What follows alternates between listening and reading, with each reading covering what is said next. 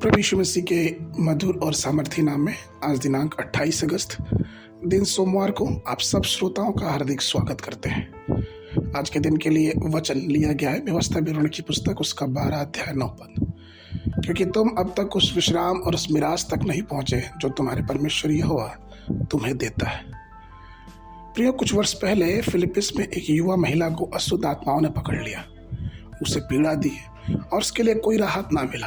अचानक उसके सामने कोई काला रूप आ जाता, उसे डराता और वो औरत अपने हाथों से अपने आप को नोचने लगती, अपने उंगलियों से अपने आप को नोचने लगती। वो डर के मारे चिल्लाती और असहनीय दर्द के बेहोश हो जाती।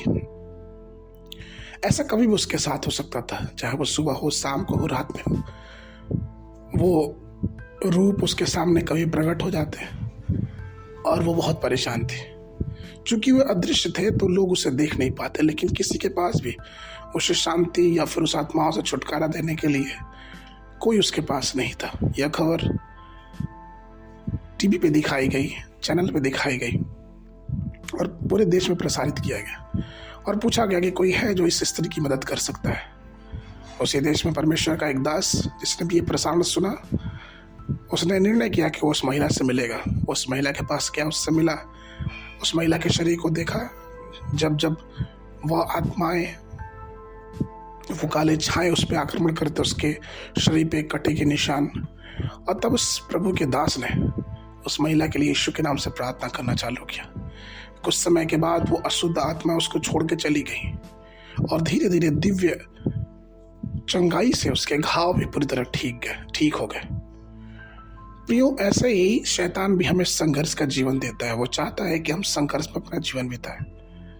लेकिन क्या आपको मालूम है कि परमेश्वर जो शांति का रचने वाला है, जो विश्राम देने वाला है, हम जो उसके बच्चे हैं, ये शांति और ये छुटकारा हमें विरासत में मिली है।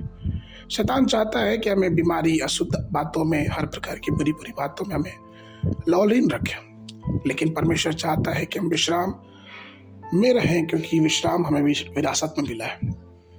शैतान हमें पाप के हाथों बेच देना चाहता है, लेकिन यीशु मसीह हमें पाप से अपने लहू बहा के खरीद लिया है, क्योंकि वो चाहता है कि हम पाप के लिए मर जाएं, क्योंकि वो विश्राम देने वाला परमेश्वर है।